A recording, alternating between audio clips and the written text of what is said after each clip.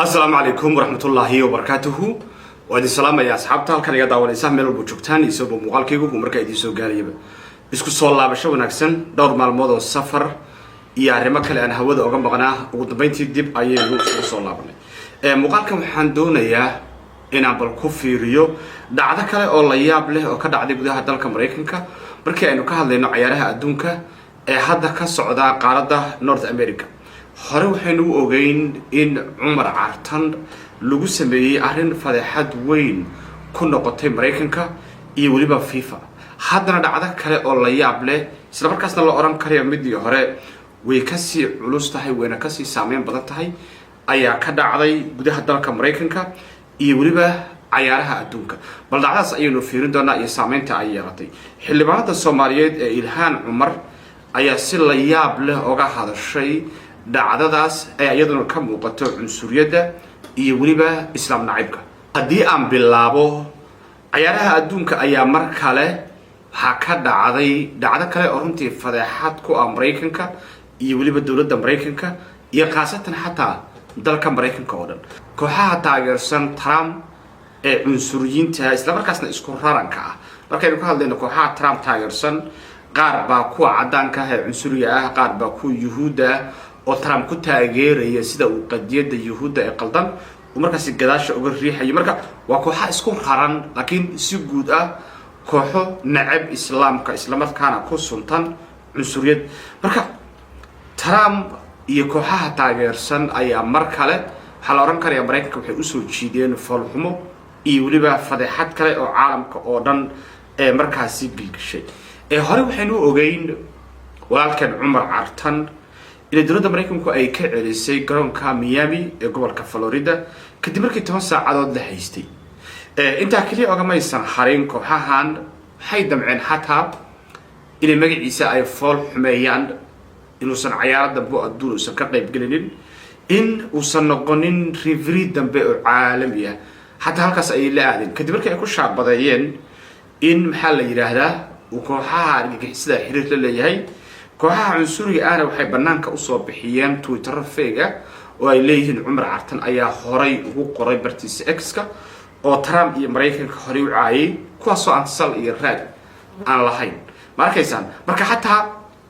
marka la fiiriyo wixii lagu sameeyay Umar Cartan ma aysan ahayn oo kaliya ciyaaraha adduunka laga reebay laakiin waxa xataa la isku dayay inuusan mustaqbal dambe oo wanaagsan uusan yeelanin oo marka dhulka la galo waxa wixii lagu sameyn karo in lagu sameeyo laakiin xaqi ayaa markii dambe soo daahiray ilaahay baa awoodiisii faraj ugu furay walaalkan. waxaynu ogeyn in lagu casuumay inuu garsoore uu ka noqdo mid ka mid ah ciyaaraha adduunka ugu daawashada badan waa ciyaaraha European-ka ah ee markaasi Super Cup-ka ah ee kooxda soo qaaday Champions League ee kooxda soo qaaday Europa League ay markaa ciyaaraan. waa ciyaar ka mid ah ciyaaraha ugu xiisaha badan ee caalamka ka dhacda waa ciyaar ka mid ah ciyaaraha ugu daawashada badan waa ciyaar ka mid ah ciyaaraha ay qabtaan refereeyada adduunka ugu sareeya qaar ka mid ah qabto ma ahan ciyaar cid walba ay qaban karto. marka FIFA iyo UEFA ayaa ku casuumay in Umar uu qabto ciyaartaas waxaana la oran karayaaba wixii ay Mareykanku la doonayeen wiilka Soomaaliga ah sharaf iyo cizi iyo wanaag iyo magaciisa oo kor u kaca buu ka qaaday oo xabama isan markaasi ay sayeerin. marka taatmidii hore ayay ahayd waan dhacday muddooyinka hadda la soo dhaafay oo dhan aad loogu criticize gareynayay dawladda Mareykanka iyo gudaha dalka Mareykanka. hadda maxaa taagan weeyay su'aasha aan raba inaan fiiriyo ninkan aad arkaysaan sawirkiisa in hor yaala waa nin comedian oo reer Mareykan oo magaciisa Jerry Seinfeld ayaa la yiraahdaa. waa nin dadka ka qosliya asalkiisana uu yuhuud yahay. xilli ay dhamaatay markii ay dhamaatay ciyaartii Mareykanka iyo Paraguay ay ciyaareen waliba ciyaarihii hadda World Cup-ka ee socda markii banaanka ciyaarta loo soo baxay ayaa qaar ka mid ah wariyaashii banaanka joogay ayaa microphone waxay ku weydiiyeen in bal Falastiin taageersan yahay inka nin aad loo yaqaano oo lagu yaqaano nacaybka muslimka marka warbaahintii baa la hoos orday microphone. muuqaalka ninkaasi wuxuu sheegay inaysan bajirinba wax Falastiin la yiraahdo. they are not existed butagay it doesn't exist butagay ma jirto wax Falastiin la yiraahdo. hadalkaas ayaa marka wuxuu noqday hadal qabsaday warbaahintii oo dhan iyo waliba Mareykanka iyo cid walba aadna waxaa loo kirsaas gareynayaa cunsuriyadda iyo foolxumada xilligan ka dilaacday gudaha dalka Mareykanka ayadoo madii hore la qilaa ayaa mar kale waxa banaanka u soo baxday in si public ah uu qof aad loo yaqaano oo waliba Hollywoodka kamid ah qof maxaa la yiraahdaa dadka reer Mareykan ay ku xiran yihiin markii la fiiriyo ciwaanada baraha bulshada uu ku leeyahay kuwooda ugu yar 7 milyan oo qof baa ku xiran in qofkaas banaanka soo istaago uu yiraahdo Falastiin wax leeyahay ma jirto ayaa waxay noqotay arrin la yaab leh oo warbaahintu ay si weyn u qaaban dhigayso ninkan oo taariikh madow leh ayaa markaa waxaa xilligan aad ugu kacay dadkii caalamka iyo dadkii reer Mareykan ee diidanaa waxa ay Israa'iil ka sameynayso magaalada Gaza dadka sida weyn hadalkiisa u naqdiyay oo la weydiiyay ayaa waxaa kamid ah xildhibaanad Ilhaan Cumar xilli ay u socotay Congress-ka ayadoo wadada maraysa ayaa microphone